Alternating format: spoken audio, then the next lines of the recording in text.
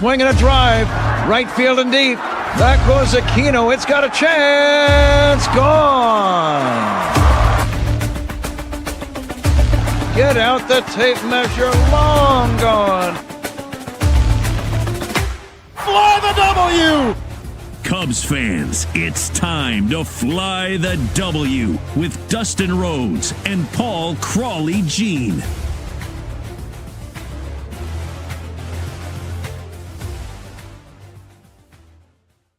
This is episode 356. The Cubs come back to earth, Crawley. You're listening to the Fly the W podcast, part of the Blue Wire Network. Don't forget to listen, download, subscribe, most importantly, review the podcast, follow on the socials. I'm at Mully and Haw on X. And you can follow me on Crawley's Cubs on X, Blue Sky, and TikTok. Crawley's Clubhouse on Facebook, Instagram, YouTube, and Threads. You could email us at crawleysclubhouse@gmail.com. Dustin, it couldn't last forever, right? Couldn't last forever. They got to 10. But they have come back to earth. And I know we both didn't think they were going to be 13 or 14 in a row by the time we talked again. So not awful, not great, somewhere in the middle, but they are going to get out of April as an above 500 baseball team. And I've got to say, I'm pretty happy about that. Yeah, anytime you have a 10-game winning streak, I mean, it changes everything. It changes your outlook, and we're going to talk more about it later. But these things don't happen often, so it was a fun one, an enjoyable one. Dustin, we did make some predictions on how we thought it was going to go. I think you got it a little bit closer than me, but let's take a look. Prediction. Yeah, I'm a little worried about tomorrow. You know, the Dodgers are playing close to home. Cross-country flight took a lot out of them. Bullpen is taxed. Don't get swept. This is a don't get swept for me. Going west. I don't have much faith at Friday night. I really don't.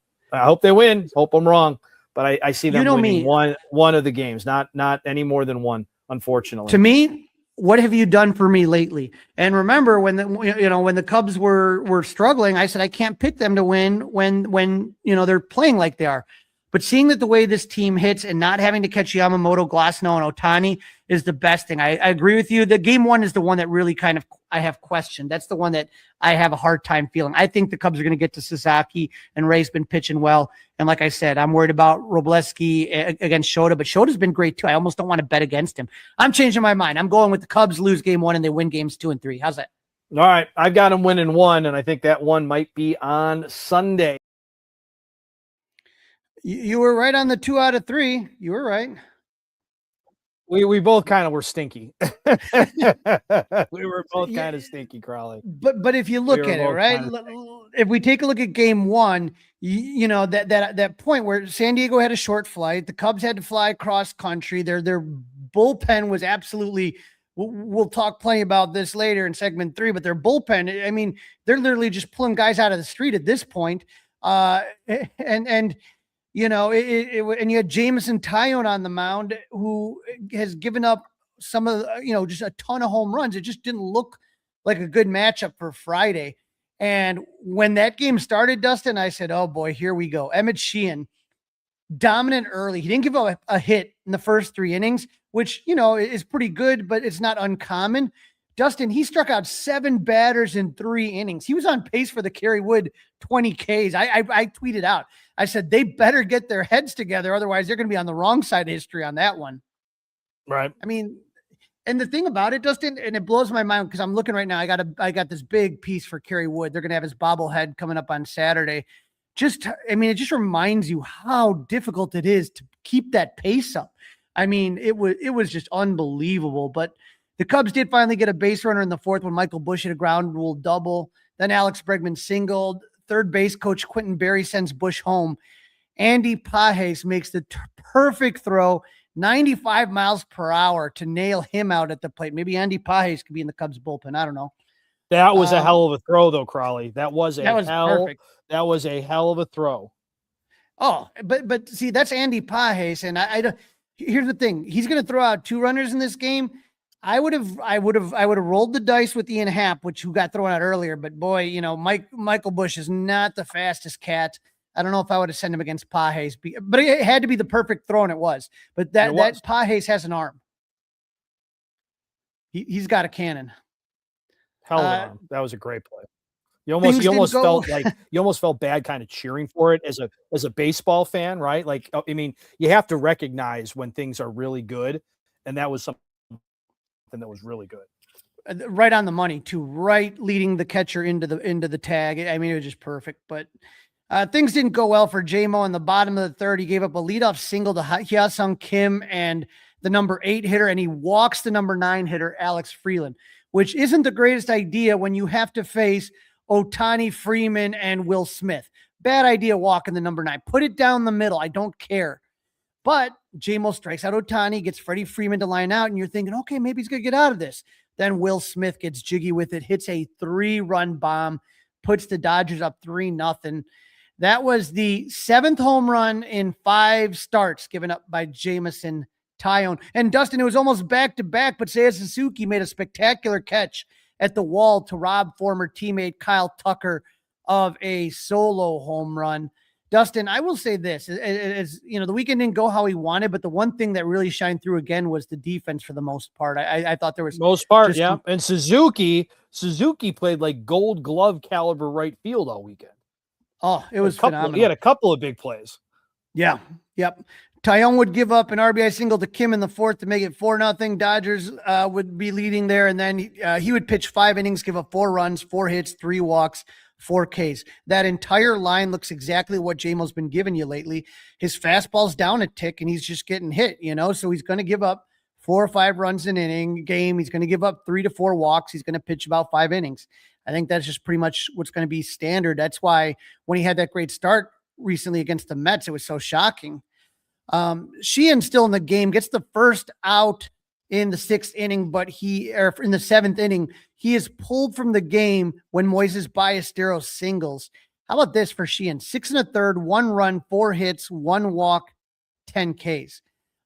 Pretty good outing, but once he left, sometimes that just gives the offense just sparks up. Like, we're done with this guy. Give us anyone else other than this guy. And so he's out of the game. Vesia would come in. He would get Carson Kelly to fly out. PCA would walk. And so you got 2 on for Dansby Swanson, who triples, 2-run score. Cubs now trail 4-2. Nico would follow that up with a single. Now it's a 1-run deficit. Bottom of the 7th, Andy Pages doubles to right, Dustin. I think this is what you were referring to. Seiya makes just a great throw to Nico, who guns down Pages at third base. That's the old 9-4-5 double play, perfectly executed. Yeah. You see those all the time. What does Ron Coomer say? Ron Coomer always says you cannot make the first or the last out at third base.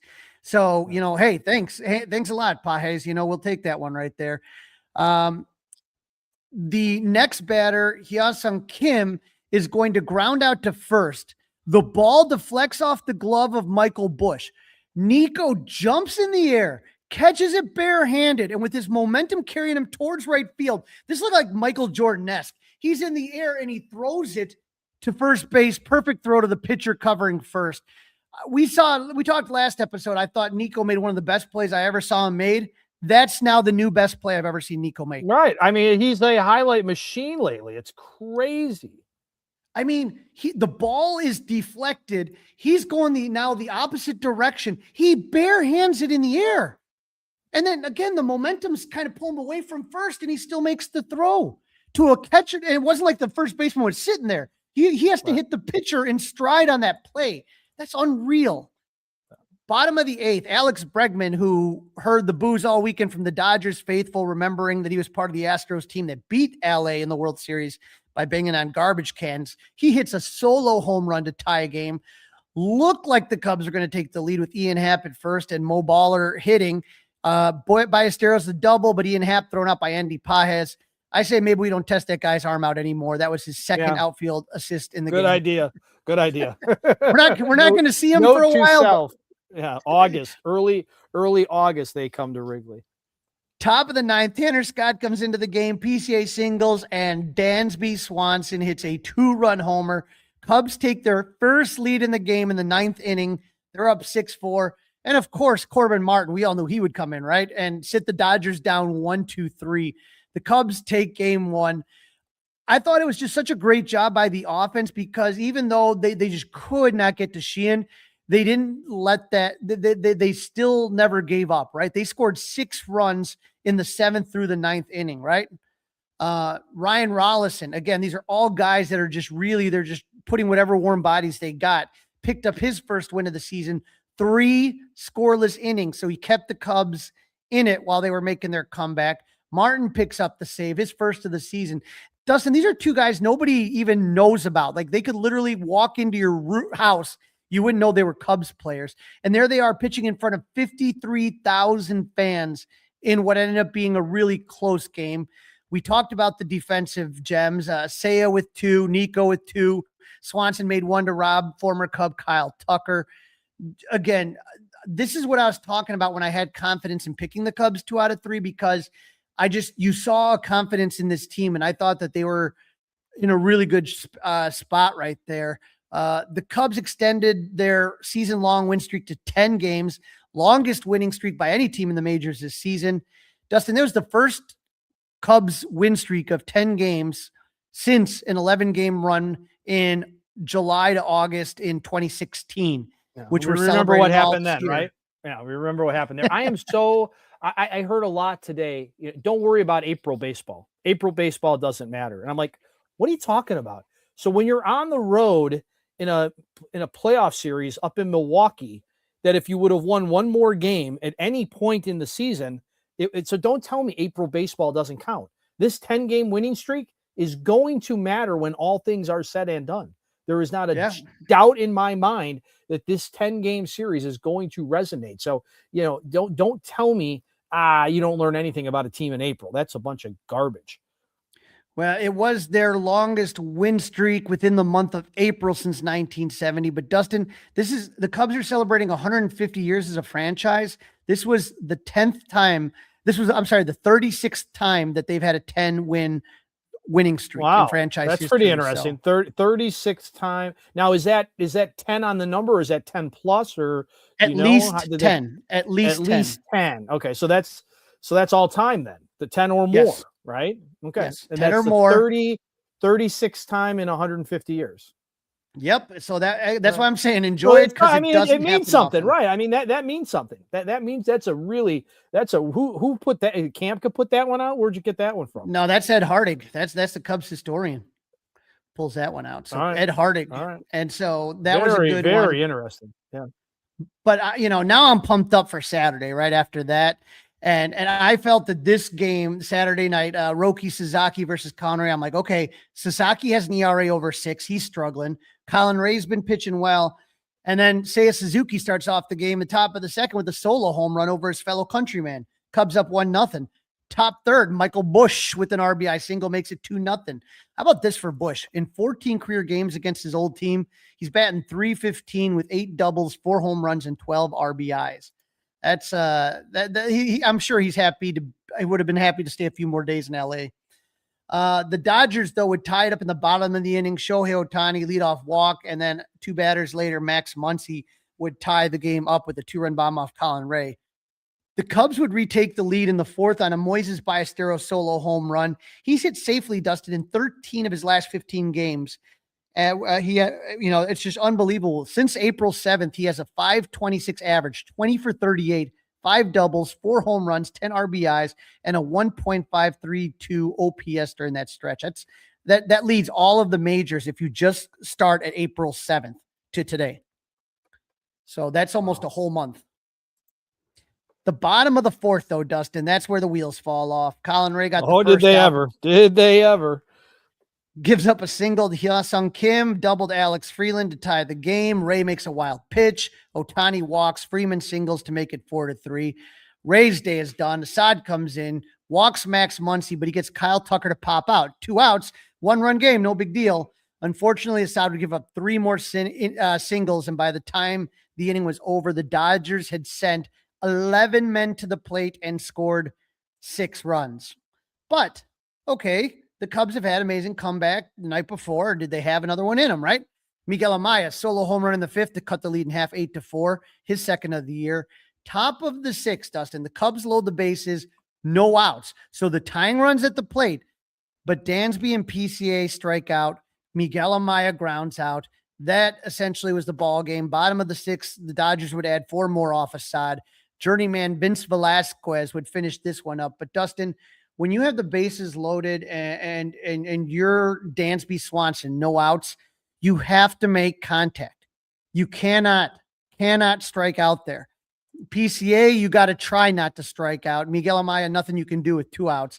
But that nobody out, you have to make contact. You got to make contact, no doubt. I'm not going to be mad at Dansby after the night he had before, but it's just one of those. He gets a little rope, right? He gets a little rope, a little bit of a pass, but it's like, dude, that's the thing is that the good teams, they make contact. They keep that line moving. You don't have to have a home run or a triple, but you got to keep that strikeout then puts pressure on the next guy. And if he doesn't get it, now the odds go way down. Between Ray and Assad, they would pitch 5 2/3 innings, give up 12 runs on 13 hits, 6 walks, and 6 Ks. The offense wasn't much better. They scored 4 runs on 9 hits, but were 1 for 8 with runners in scoring position and left 7 men on base. So, that would take us to the rubber match on Sunday. And Shota Imanaga has been pretty dominant this season, but so has Justin Wrobleski. Unfortunately, his game was pretty much over after the second inning. Bottom of the 1st, Shohei draws a walk. Shota strikes out Freddie Freeman. Ohtani would steal second and advance to third on a throwing error on Carson Kelly.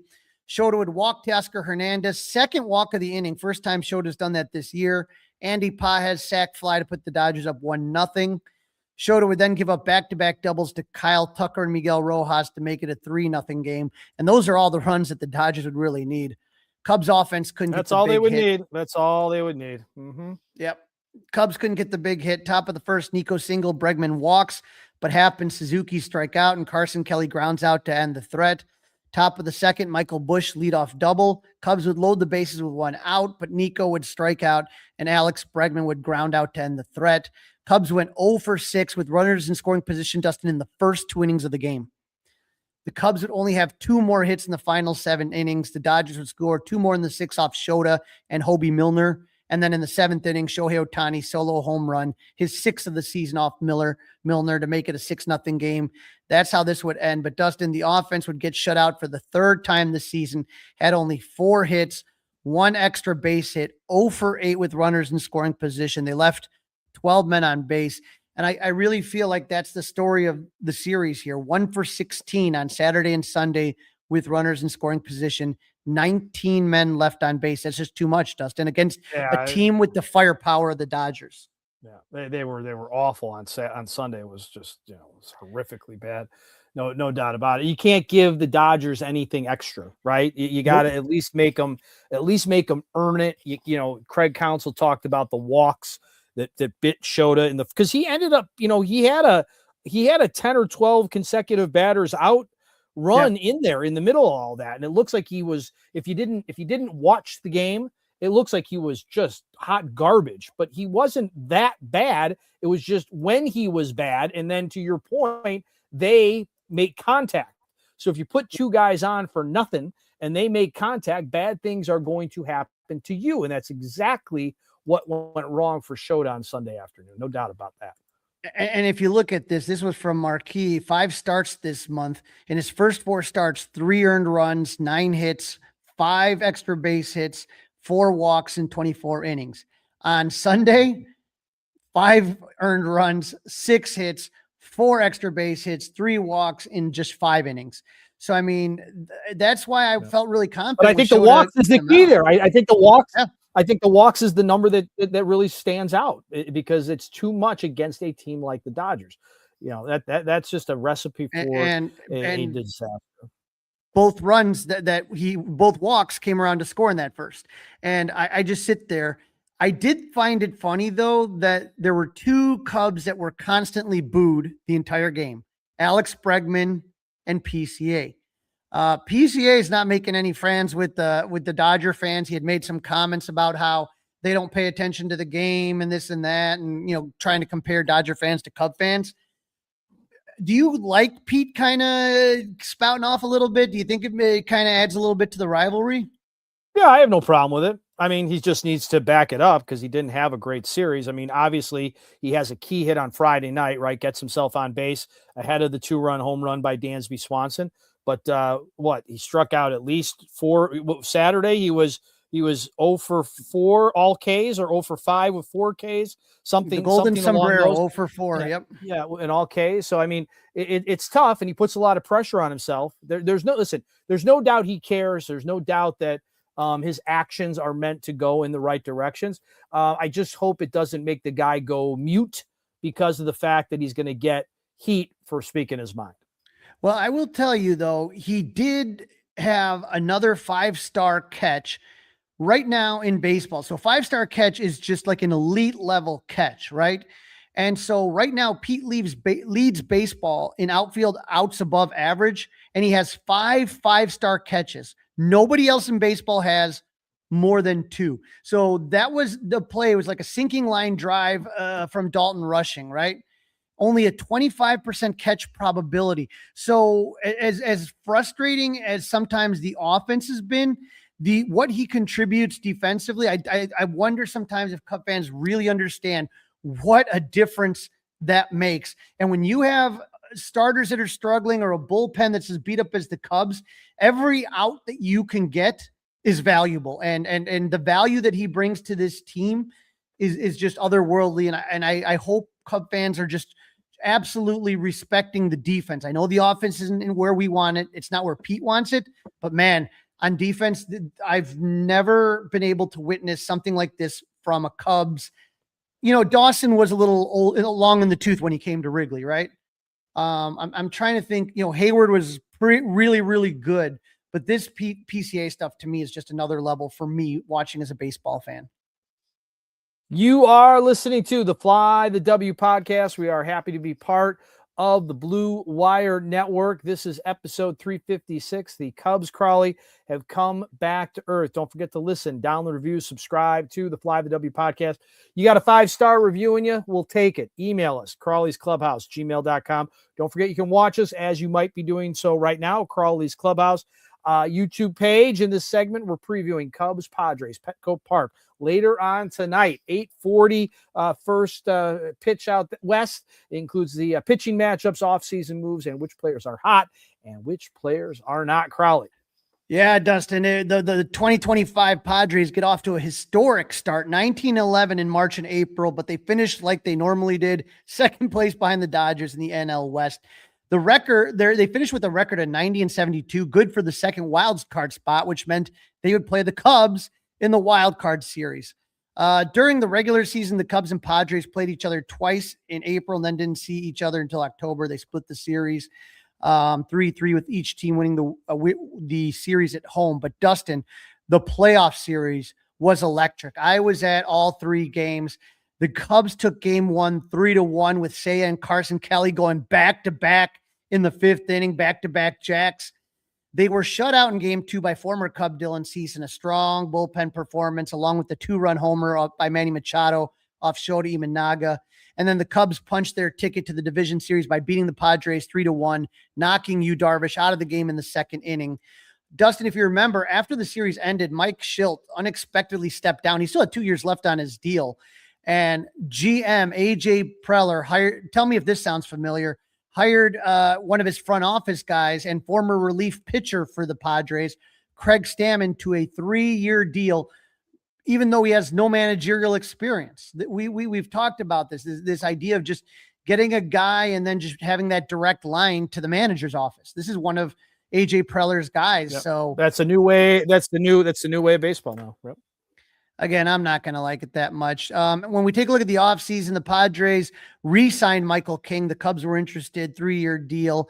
Other big moves, they made a couple of more smaller moves, nothing big. Walker Buehler, they signed him to a minor league deal. Cubs are going to see him in the series. They signed Nick Castellanos after the Phillies cut him. So not a crazy year as far as they go, but they did lose some big players. They lost Dylan Cease, who we talked about, to the Blue Jays. Luis Ariz goes to the Giants. I think he's such an underrated player. One of their best bullpen arms, Robert Suarez, goes to the Braves. And first baseman outfielder Ryan O'Hearn's at the Pirates, and he's doing great for Pittsburgh. So, but still the Pirates are still the Pirates. They keep chugging along. If you take a look at the standings here, Dustin, they are in second place again. This is just how the season ended last year in the NL West. Dodgers in first place at 19-9. The Padres are 18-9, and they are 7-3 in their last 10. So just be aware of that. Diamondbacks 15-12, Giants 13-15, and the Rockies bringing up the rear at 13-16. The Cubs, on the other hand, they're still kind of right behind the Cincinnati Reds, who they're going to see very shortly. But the Cubs are 8-2 in their last 10. That's what that big winning streak does. Pirates 16-12. They're 2 behind. Brewers 14-13, and the Cardinals 14-13. So while 3 teams, Dustin, in the NL Central went 5-5, the Pirates, Brewers, Cardinals, it's really been the Cubs and the Reds who have kind of been able to come up.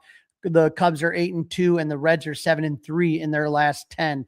So we got a good dogfight going on here in the NL Central. I'll tell you. And that's why that's why that 10-game winning streak matters, right? That's why that 10-game winning streak matters, because now you're right back up near the top. You're just a game out, and you're getting the Reds, I believe, coming up soon over at Wrigley Field after they have this one going on against the Padres out west. Well, they got the Padres coming up, and then they have a 3-game set where that's the Kerry Wood bobblehead gave away. That's against the Diamondbacks. Yeah, but I think after the Diamondbacks, it's the Reds. One of my favorite, a 4-game series. So yeah, you're a 4-gamer, a 4-gamer. Not natural. But last week, the Padres took 2 of 3 against the Rockies in Colorado, and they just finished a big weekend 2-game series against the D-backs. It was the Mexico City series. So, there's a lot of pomp and circumstance, obviously. Padres took game 1 6-4, but they lost the second game 12-7. Obviously, we were talking about the unbelievable 10-game winning streak that came to an end, losing 2 of 3 to the Dodgers. Now, this is where you got to pay attention. The Padres are 9-4 at home, Dustin. They have one of the best home records in baseball, along with the Braves, the Yankees, and the Cubs. But the Cubs are 6-6 on the road, so it's kind of something to keep an eye on. The Padres really do play well in Petco, but I'm curious to see how the Cubs outfield plays. There's a lot of real estate out there. But let's take a look at who's hot and who's not. He is really heating up. The Cubs have 5 everyday players on the hot list hitting over 300 in the last week. That kind of keeps in mind that 10-game winning streak. Remember when we're talking about who's hot, we were saying a player that's hitting over 300 over the last week. And so when you talk about some of these guys, we talked about Moises Ballesteros, 6 for his last 13, hitting 462. Seiya Suzuki, 10 for 24 with 4 home runs and 6 RBIs, slashing 417, 41, 917. You have Michael Busch, 9 for 26 with 2 homers, 8 RBIs, hitting 346. PCA, you want to talk about the bat. He's 7 for his last 21. Now, he wasn't that great in the Dodgers, but he had some multi-hit games at the homestand that kind of boosted that average up over the last week. Carson Kelly hitting 313. So just a lot of guys on the hot list. As far as the Padres are concerned, the main guys that are kind of hitting right now, Xander Bogaerts, shortstop, 6 for his last 18 with the home run, 2 RBIs. You have Ty France. That he's the only one, Miguel Andujar, who's 4 for his last 13 with 2 doubles, hitting 308. These are not guys that are on the hot list just because they're not hitting 300, but you do got to be careful. Ty France has 2 home runs in the last week, and Manny Machado, 2 home runs, 6 RBIs. He's hitting 286. So he's one of those bubble guys, but he's been heating up lately. So something to kind of watch out for. They got a tough lineup. There's no doubt about that. Oh, they always do. And the Cubs only have 1 player on the cold list. That's defined as anyone hitting under 200 over the last week. Any idea who it is? Under 200, Miguel Amaya? Close. He's at 200, but it is Dansby Swanson, 4 for 21. but he has one See, home it's run so and 6 weird, but it's RBIs. like all the hits he does have are big hits, right? The hits he does have are big hits. So that is interesting. The Padres have 4 everyday players on the cold list hitting below 200. Looking at the Padres, Ramon Laureano, their left fielders, hitting 190. Jake Cronenworth, their second baseman, 176. Jackson Merrill, the young center fielder, 176. And Gavin Sheets at first base hitting 176. So they got 4 guys hitting 176, Dustin, in their everyday lineup. So, something to kind of keep in mind. When we look at the injury report for the Padres, Yu Darvish is out for the year. He Correct. hasn't really he just has not played on there. The big one that you want to look up to is Joe Musgrove. He's been out with Tommy John surgery. He's been out a while. Former Cub reliever. He was on this podcast, Jeremiah Estrada from their bullpen's not there. Also Nick Pivetta. So they're missing a couple of bullpen arms, but we're not going to cry because this is what the Cubs are missing. Phil Maton, Hunter Harvey, Daniel Palencia, Ethan Roberts, Caleb Thielbar, add Riley Martin to that list now. And you just got basically their entire bullpen that they were supposed to have this year is on the IL. So it has been an absolute disaster as far as injuries are concerned. And the fact that the Cubs had a 10-game winning streak despite all that still blows my mind. Okay. All righty, let's take a look. This is from April 6th to April 26th, a 3-week sample size. Batting average, Cubs are in first in all of MLB, 288. Crazy. Padres, 11th, 248. Slug, the Cubs are third with 467. They have the Padres 13th with 410. But runners in scoring position, Dustin, Padres have the advantage, 256, which is 11th, versus 243 for the Cubs. I can't believe that they're in 18th place. I mean, if you would have held a gun to my head, I'd have said that they were like 25 to 30. No, nope, they're so bad in that stat. It's amazing. Well, when they're good, they're good, and when they're bad, they're really bad. I think that's what kind of throws people off. And that works. It's a good way to look at it. I would agree with you. And I think when we look at this season, I think this is how it's going to be. When the Cubs are on, they're getting the runners in, and when they're not, they're not. I don't think there's going to be any kind of in between on that. Starting pitching, though, is the thing that's going to concern you right now. The Cubs have had some couple rocky starts lately. The Padres are 7th with a 3.73 starters ERA, while the Cubs are 22nd with a 4.43. So they've had a lot of guys getting hit around and beat up lately. And the tough thing, Dustin, is some of these guys have to wear this because of the lack of arms in the bullpen. That being said, when it comes to reliever whip, the Cubs bullpen is 5th in baseball at 121, while the Padres are 19th at 141. And then when we talk about defense, the fielding, the Cubs are 3rd in baseball with 16 defensive runs saved, and the Padres are 16th with 3 defensive run saves. That's the big one. We have game 1 tonight, Monday, 8:40 p.m. Randy Vasquez versus Matthew Boyd. Vasquez, 27-year-old righty, 2-0 with a 1.88 ERA in 5 games started, 30 strikeouts in 28 2/3 innings. April 9th versus the Rockies, he got no decision, but he only gave up 1 run on 7 hits, 0 walks, and 8 Ks in 5 2/3. April 15th, Mariners got no decision, gave up 4 runs, 5 hits, 4 walks, 6 Ks in 4 innings pitched. And then April 21st, he got the Rockies again in Colorado. He got the win, 7 scoreless innings in Colorado, 3 hits, no walks, 5 in Ks. Vasquez is 0-1 lifetime against the Cubs in 3 starts with a 2.57 ERA. 2 of those starts came last season when he started 2 games, gave up 3 runs in 9 2/3 innings. So he didn't give up a lot of runs, but he was 0-1 last year. Cubs don't have a lot of at-bats against Vasquez. Ian Happ, 3 for 8, PCA 2 for 5, and Dansby's 1 for 6. Vasquez is a big strikeout pitcher, generating a lot of whiffs. He's got a big arsenal of pitches, but his 2 main ones are his 4-seamer and cutter, but he can also throw a sinker, changeup, curveball, and slider at any time. He's going to go up against Matt Boyd, 35-year-old lefty who made the All-Star team last year, 1-1 with a 5.79 ERA in 3 games started with 22 strikeouts and 14 innings pitched. Boyd returned from the IL to face the Phillies last week after spending 3 weeks on the IL with bicep soreness. In his return, he gave up 2 runs on 5 hits in 4 2/3 innings, no walks, 5 Ks. Boyd's only faced the Padres twice in his career, both times last season. He He went 1-1 against San Diego with a 1.59 ERA, giving up only 2 runs in 11 innings. But the Padres slashed 284, 326, 457 against Boyd. Matt needs to look out for Nick Castellanos, who's had a bad start in his Padres career, but he's 4 for 8, 3 doubles against him. And Machado, 4 for 15 with 2 doubles. Fernando Tatis is 1 for 8 against him. Boyd features that 4-seamer changeup that he uses against righties and a curve and slider against lefties.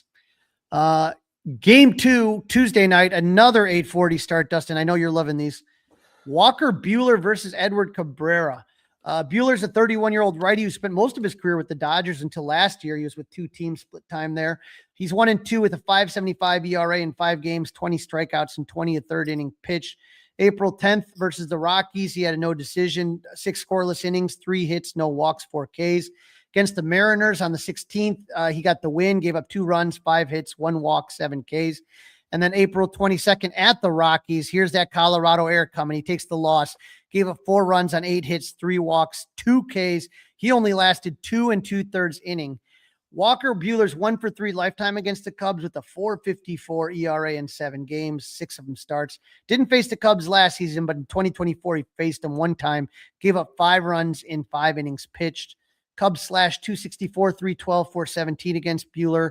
Ian Happ 2 for 7 against him. Nico 2 for 5. Walker features a cutter, a knuckle curve, a 4-seamer, changeup, slider, and sinker. He's going to be taking on Edward Cabrera, 2-0 with a 2.73 ERA in 5 starts with 22 strikeouts and 29 2/3 innings pitched. April 11th versus the Pirates, got no decision, gave up 3 runs, 8 hits, 3 walks, 4 Ks in 5 innings. Against the Mets on the 17th, he got the win, 3 runs on 8 hits, 2 walks, 4 Ks and 6 innings pitched. And then on April 23rd versus the Phillies, he got a no decision, 3 runs on 6 hits, 0 walks, 5 Ks, 7 innings pitched. Cabrera's 1-0 lifetime against the Padres. Dustin, he has a .54 ERA in 3 starts. I know it's a small sample size. Faced the Padres once last season. He gave up 1 run in 5 2/3 innings.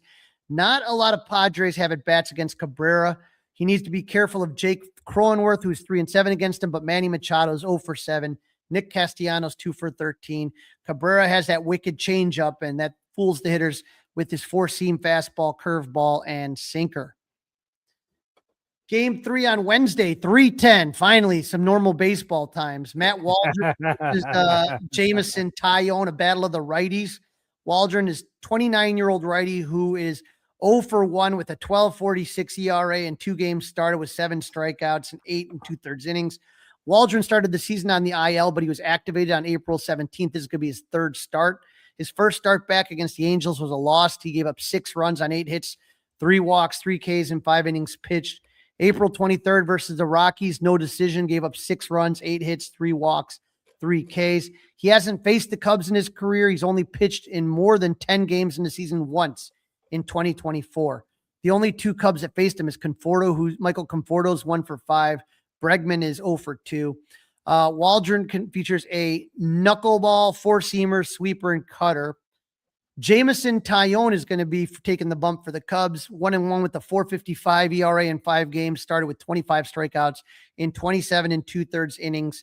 April 12th against Pittsburgh, he gave up 6 runs, no decision. So his offense bailed him out on that, but he did have 10 Ks in 6 innings pitched. Against the Met, he got the win. I was there, 1 run, 5 hits, 3 walks, 4 Ks, 6 innings pitched. And then against the Dodgers last weekend, he gave up 4 runs, 4 hits, 3 walks, 4 Ks, 5 innings pitched. He did not get the decision on that one, but JMO's 2-0 with a 2.40 ERA in 5 games in his career against San Diego. Nick Castellanos has had some success against Taillon, 5 for 13 with a double and a home run and 3 RBI. Xander Bogaerts, 6 for 30 with 3 doubles. Taillon features a 4-seamer, cutter, changeup, sweeper, and curve.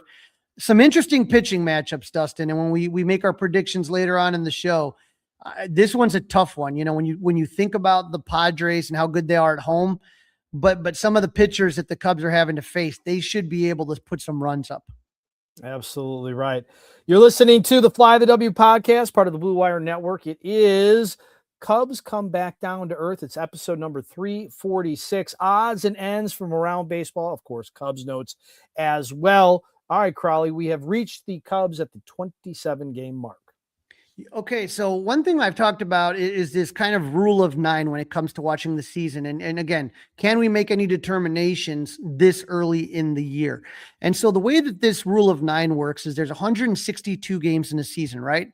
If you break that down into 9-game segments, there's 18 9-game segments in 162. So it just kind of gives you kind of a bigger snapshot, a better snapshot of how the Cubs have been performing. So Dustin, for the first 9 games of the season, the Cubs were 4-5, 1 game under 500. Their second 9 games of the season, the Cubs were 5-4, and their third 9 games of the season, the Cubs were 8-1. So they were a 500 team until this last 9 games where they were 8-1. Again, that doesn't happen often. But you got 16% of the season done. We're almost getting close to that quarter mark. And so if you're looking at this thing and you're looking at what the Cubs are doing, I feel like, we're happy with where they are right now. And, I know people are saying, well, they have a bunch of tough matchups coming up. Yeah, but we thought the same thing when we looked and saw the Mets and the Phillies on the schedule, right? But right now the Cubs are 17-11, like we said, 11-5 at home. That 7-game homestand really helped. 6-6 on the road. They are 2-4 against teams that are 500. But right now, I feel like, the Cubs are even overperforming them where I thought they would be right now in the season. So I think so far so good, but just kind of keep watching. And again, every game obviously is going to count, right? Losses count equally in the beginning of the season, end of the season. It's just the one thing you just don't want to do. And I guess this is my point is I do feel that way, that losses count the same either way. You don't want to blow games. You don't want the bullpen to blow stuff. You don't want to go 0 for 18 with runners in scoring position, but these things are going to happen over the course of the season. It's just not overreacting to the bad times and not thinking you're better than you are during the good times. And so I think that that series against the Dodgers, you got to see what a step up in class. And I thought the Cubs did okay, but there's still work to be done for this team. No doubt. A good way to look at it though, Crawley. That's a good perspective. All right, let's get into these roster moves, IL, Riley Martin going down. I thought, this guy's really going to get a run here, in the bullpen with as decimated as it was. And all of a sudden out of nowhere, I see on social media that Riley Martin hits the injured list. But if you remember, it was that last game against the Phillies. The trainers came out to look at him and he finished that game, but I knew something was wrong. I'm sitting here, I'm like, watch, because that was the one where Thielbar got hurt as well.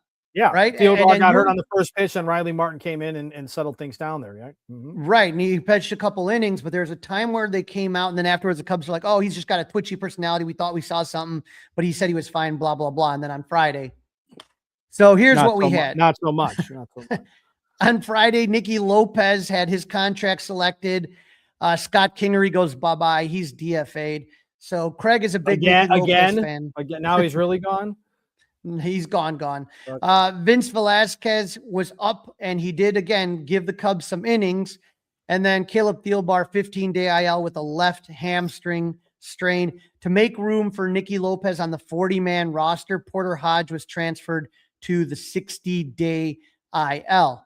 That gets us to Sunday after Vince Velasquez has to eat innings. He is DFA'd. Have a nice day. Riley Martin on the 15-day IL, retroactive to April 24th with left elbow inflammation. Charlie Barnes is recalled back up, and Yaxiel Rios had his contract selected.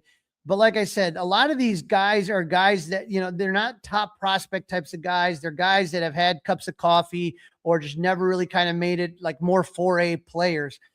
But just it's been tough. And how much longer can you possibly go?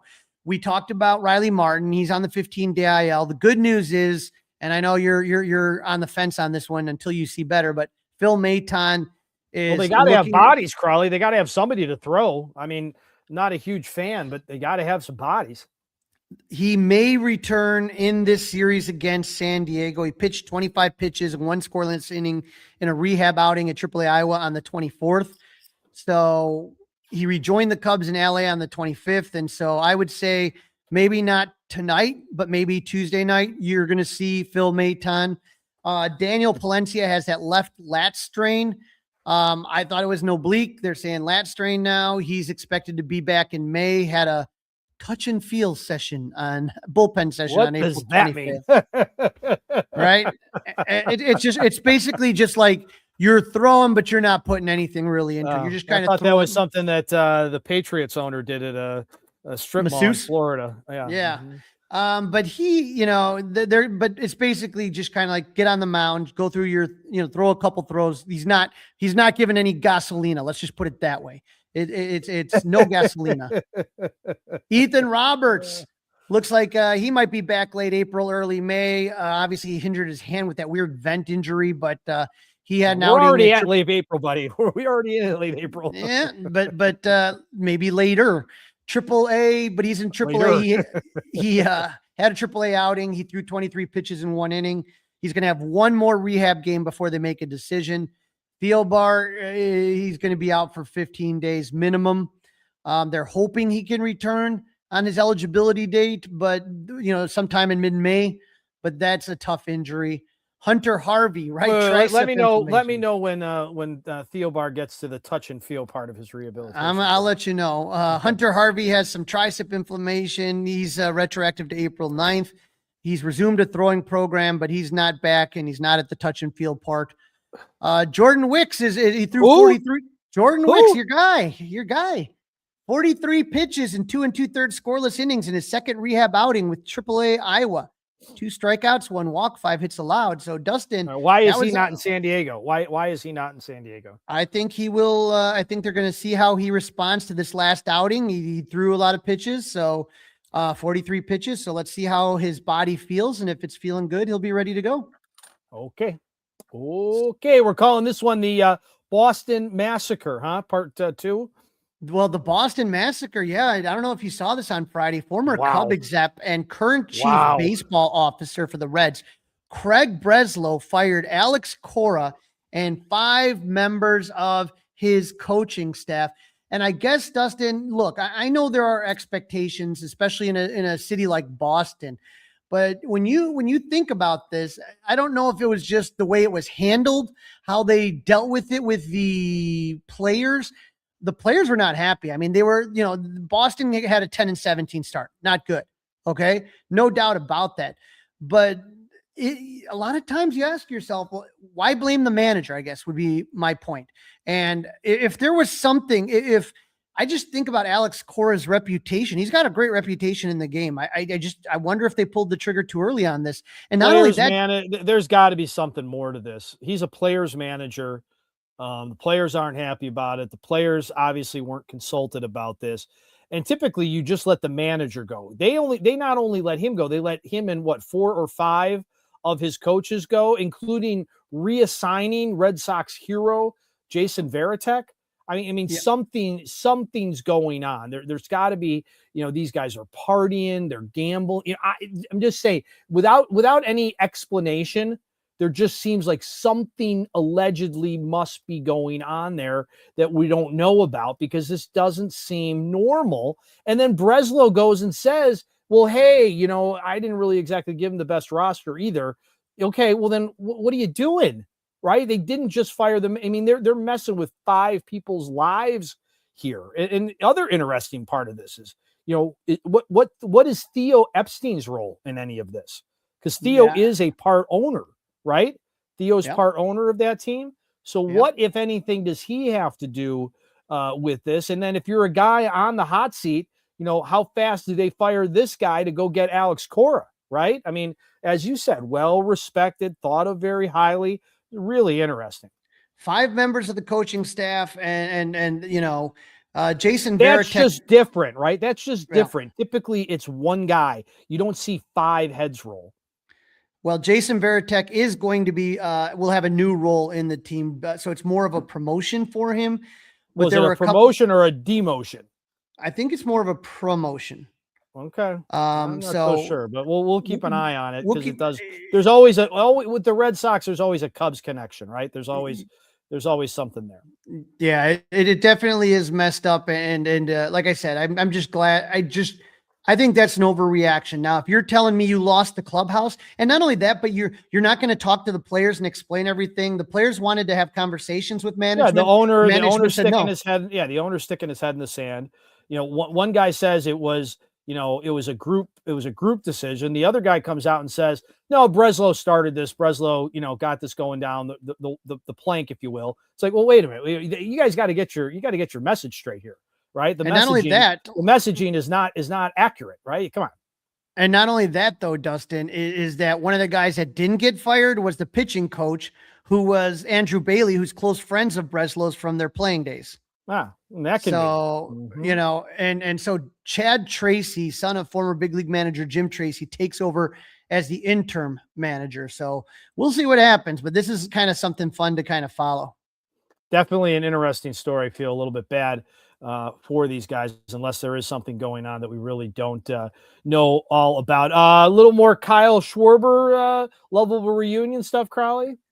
Yeah, if I finally watched it, the Kyle Schwarber interview, and Dustin, I got to give you another homework assignment. This is your guy, and yeah, I need to make the time. I honestly, I have not made the time yet for that one, and I do want to.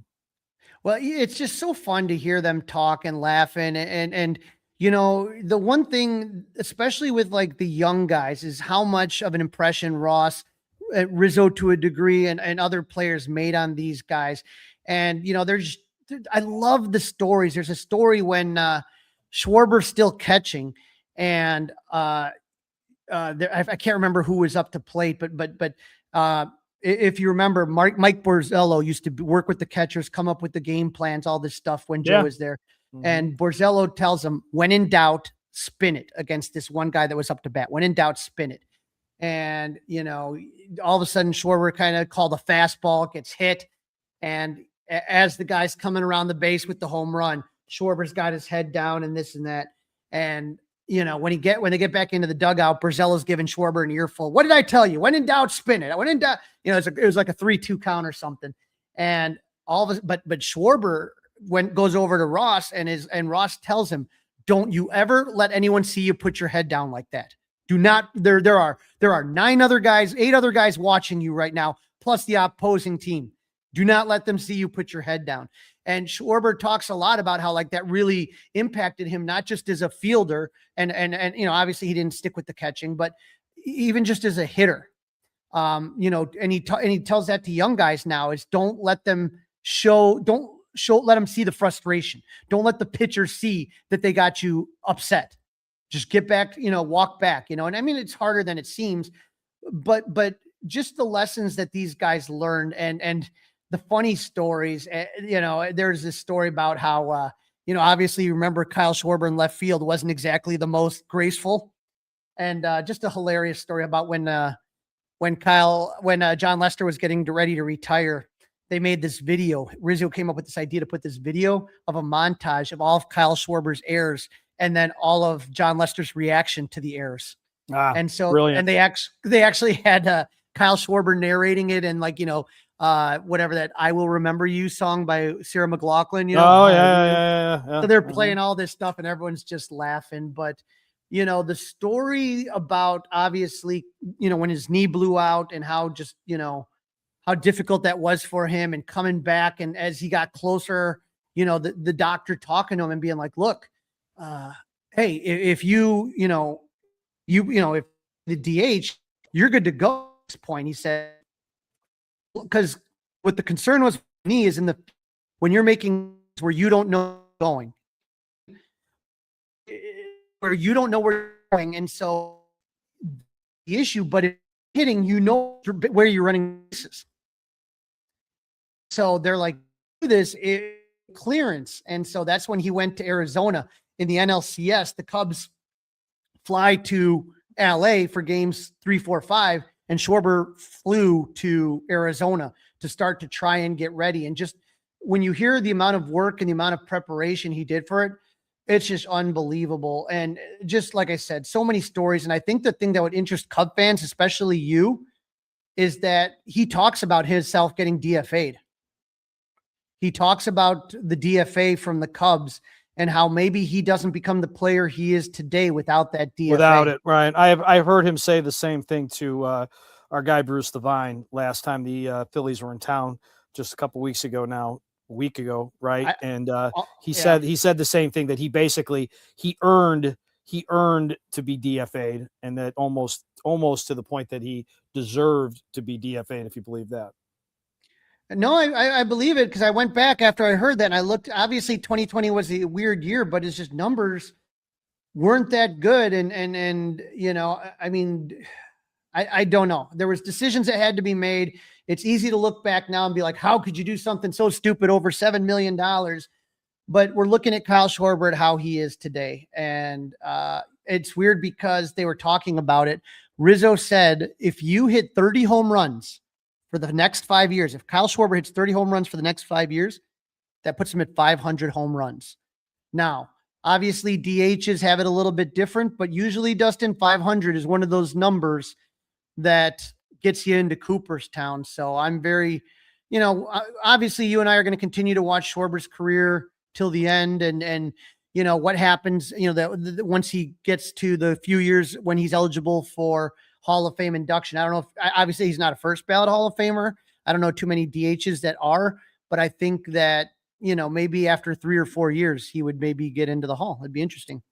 It will be interesting. Hopefully we can keep an eye on that. All right, little prediction time, Crawley. We got 840, 840, 310. We went through the pitching matchups, but quickly again, Matthew Boyd, Edward Cabrera, Jameson Taillon in that order. What are you thinking, Crawley? How do you see this one shaking out? I have the Cubs losing game 1 tonight on Monday night, and I have Cubs winning game 2 and game 3. I have Edward Cabrera out pitching Walker Buehler, and then I have Jameson Taillon. I don't know if he's going to win it, but I have the feeling that the Cubs are going to beat Matt Waldron and the Padres. I would hit the over on game 3. Yeah, I'd hit the over on game 3, but I'd hit the under on the game tonight. I think that might be a real pitcher's duel. And, you know, I'll go 2 out of 3. I don't have a good feel on which 2, because I think tonight they could win. Maybe it's that last game because of the bullpen issues the Cubs are having right now. Maybe, you know, it's something goofy like 8-7. But I say we're both going with the Cubs win the series. You've got it broken down a little bit better than me. But hey, if they're 2 out of 3 and coming back to Wrigley, that would be pretty sweet. We'll get back with everybody on Thursday, day off Thursday, and then Friday, Crawley, the D-backs are in town, correct? Absolutely, and I'm super excited about that. I'll be at Wrigley on Saturday for the Kerry Wood 20K strikeout bobblehead. But let's take care of business first. Let's beat those Padres and avenge 84. Go Cubs!